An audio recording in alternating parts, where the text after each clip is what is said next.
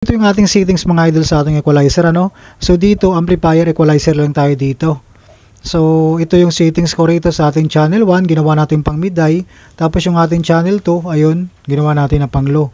So pwede naman gawin natin dito mga idol yung ating channel 2 sa low mid, dito mid high, ano. So depende na lang yan idol sa gagawin yung settings. So mag-aralan nyo yan idol lalo pag mayroon na kayong equalizer. So ito 15 band yung ating equalizer, dual channel siya, no? Channel 1 at saka channel 2. So pag kinonect natin itong channel 1, channel 2 sa ating amplifier, so magiging left and right channel, ano, yung ating connection dito. So katulad nito, kung ang ating channel 1 ginawa natin pang mid high, so pwede natin i-connect ito sa left channel or sa right channel ng ating amplifier. So mamili na lang tayo dyan kung saan natin i-connect itong channel 1 at saka channel 2. So shoutout pala sa viewers natin, boss, pag ganyan setup, pwede bang gawing sub ang right channel tapos yung mid ang left channel ng amplifier pero naka-equalizer pa rin.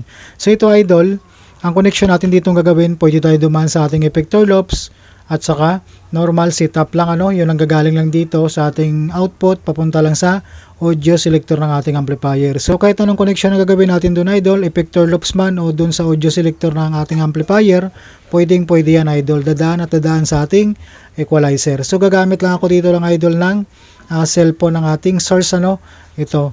So ipapakita natin yung connection natin sa likod para sa ginamit natin na connector. So ito idol, madalas nyo nakikita ito sa ating connection. So ito lang gagamitin natin na connector dito idol sa ating equalizer 2 amplifier, ano. Ito dual 6.35 to dual RCA lang din, ano. So halimbawa channel 2 at saka channel 1 output.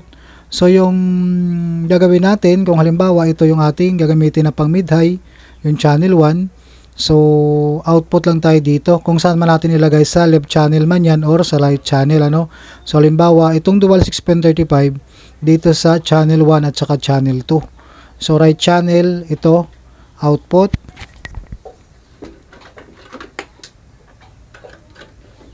so yung channel 2 dito dahil naka-red siya, no, ibig sabihin lalagay natin sa right channel. Itong gagamitin natin na pang low, ito naman yung kulay puti o yung ginawa natin na left channel galing sa ating channel 1, gagamitin natin sa ating pang mid high. So makakatipid tayo ng connector dito mga idol once na hindi tayo gagamit ng effector loop. So isa lang ginamit natin dito na dual 6.35 to dual RCA. Hindi katulad pag gumagamit tayo sa effector loops, so dalawa ang gagamitin natin ito, ano. So mas magastos yung ating connector. Pero depende kasi yan idol sa setup na gagawin natin. Hindi katulad yung unang ginawa natin na kailangan talaga natin padaanin sa effector loops dahil sa mga setup na gusto natin.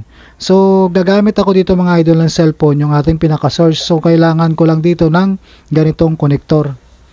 Ganito idol, ayan, 3.5 to dual 6.35 dahil yung ating input dito sa ating equalizer 6.35 or PL, ano, ayan. So pang cellphone yung 3.5. Input lang din natin ito idol sa ating channel 1, channel 2 para yung ating channel 1 at saka channel 2 magkaroon ng signal para dito sa ating left and right channel na ginawa natin na pang low at saka pang mid high. Ngayon idol, magsa-sound check na tayo, ano. So ayan, inabutan na tayo ng ulan. Umambo na, medyo maingay yung ating bubong. Dito idol, kahit nakababa itong gain ng ating equalizer, mayroon talagang signal na papasok, ano, pag nag-play na tayo ng music. So ngayon idol, ito lang ang settings na ginawa ko rito. Sa inyo naman yan idol, pag gusto nyo magdagdag o magtaas ng ating mga band dyan.